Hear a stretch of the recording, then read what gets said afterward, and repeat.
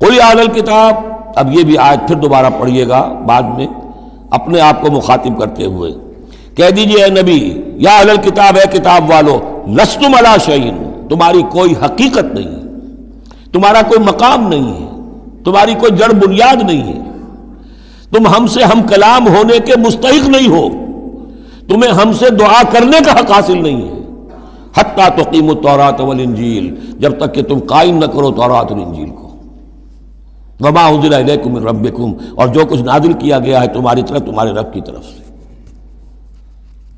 اب یہاں پڑھ لیجئے، یا اہل القرآن لستم علی شیء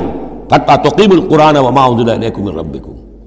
اے قرآن کے ماننے والو، تمہاری کوئی حقیقت نہیں، کوئی حیثیت نہیں، تم سمجھتے ہو ہم امت مسلمہ ہیں، ہم اللہ والے ہیں، اللہ کے لاڈلے ہیں، اللہ کے پیارے ہیں، اللہ کے رسول کے امتی ہیں، جو چاہو سمجھو، جوتے تمہیں لگ رہے ہیں، تمہاری ہر طرف سے مرمت ہو رہی ہے، عزت نام کی شے نہیں رہی، تم کتنی ہی تعداد میں ہو، دنیا میں تمہاری کوئی حیثیت نہیں ہے، اور اس سے زیادہ کے لیے تیار رہو، لستم علی شیء، تمہاری کوئی حیثیت نہیں، حتیٰ تقیموا القرآن وما انزل الیکم من ربکم، جب تک کہ قرآن اور جو تمہاری طرف نازل کی، حضور کو وحی خفی بھی تو دی گئی ہے نا، سنت رسول وحی خفی کا ظہور ہے، وہ بھی نازل کی گئی ہے حضور پر وحی خفی، تو جب تک کتاب و سنت کا نظام قائم نہیں کرتے، اور یا اہل القرآن کا خطاب خود حضور نے ہمیں دیا ہے، میرا کتاب چاہے مسلمانوں پر قرآن مجید کا حقوق، اس میں یہ حدیث موجود ہے، اس میں حضور کی وہ الفاظ ہیں، یا اہل القرآن لا تتوسدوا القرآن، ہے قرآن والو، قرآن کو تکیہ نہ بنا لینا، اسے ذہنی سہارا نہ بنا لینا، اسے اپنی پیٹھ کے پیچھے نہ پھینک دینا، تکیہ پیٹھ کے پیچھے ہوتا ہے، نبذ فریق من الذین اوتوا الکتاب کتاب اللہ وراء ظہورہم لا تتوسدوا القرآن، بلکہ کیا کرنا، یا اہل القرآن لا تتوسدوا القرآن واتلوہ حق تلاوتہ فی آناء اللیل والنہار، پڑھا کرو اسے رات کے اوقات میں بھی، دن کے اوقات میں بھی، جیسے کہ اس کے پڑھنے کا حق ہے، وافشوہ، اسے عام کرو، پھیلاؤ، اس کی دعوت جو ہے پہنچاؤ، وتغنوہ، اسے خوش الحانی سے پڑھو،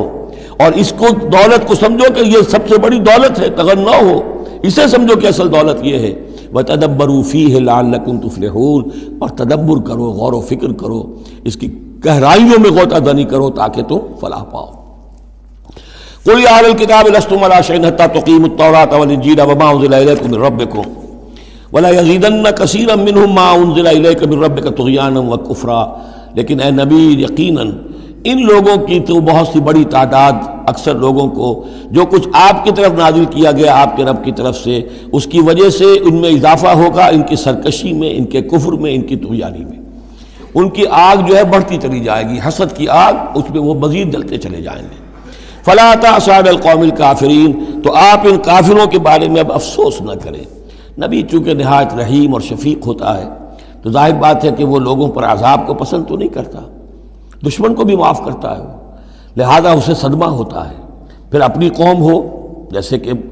بنو اسماعیل تھے، ان کے بارے میں تو جب عذاب کی خبریں آ رہی تھیں سورہ یوسف اور سورہ یونس اور سورہ ہود میں کہ اب ان پر عذاب گویا کہ آیا چاہتا ہے،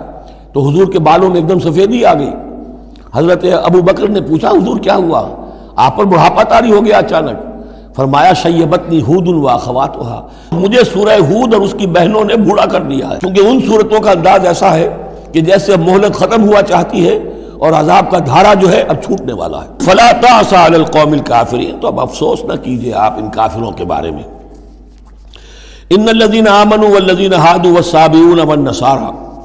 اب یہ آیت تقریباً وہی ہے جو اس سے پہلے سورہ بقرہ کے 8ویں رکوع میں آ چکی ہے، جس سے کہ دھوکہ ہوتا ہے لوگوں کو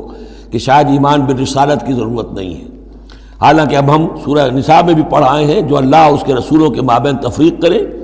تو اولئک هم الکافرون حقا، باقی وہاں ساری بحث میں کئی بار کر چکا ہوں،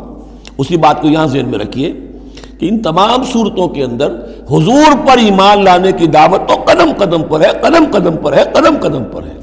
لہذا اس سے استغنا کرنا جو ہے سوائے اس کے کہ اپنی نیت میں فساد ہو اور اپنے ہی دل میں کجی پیدا ہو چکی ہو، اور اس کا کوئی امکان نہیں۔ ان الذین آمنوا، بے شک وہ لوگ جو ایمان لائے، والذین ہادوا، اور جو یہودی ہوئے، والصابئون، اور جو صابی تھے، والنصارى، اور نصارى، من آمن باللہ والیوم الآخر۔ اب یہاں سمجھ لیجئے موضوع اپنے اپنے زمانے میں جس نے بھی جو ایمان لایا اللہ پر اور یوم آخر پر اور اس نے عمل کیے اچھے، فلا خوف علیہم ولا هم یحزنون، تو ان پر نہ کوئی خوف ہوگا نہ وہ حزن سے دوچار ہوں گے۔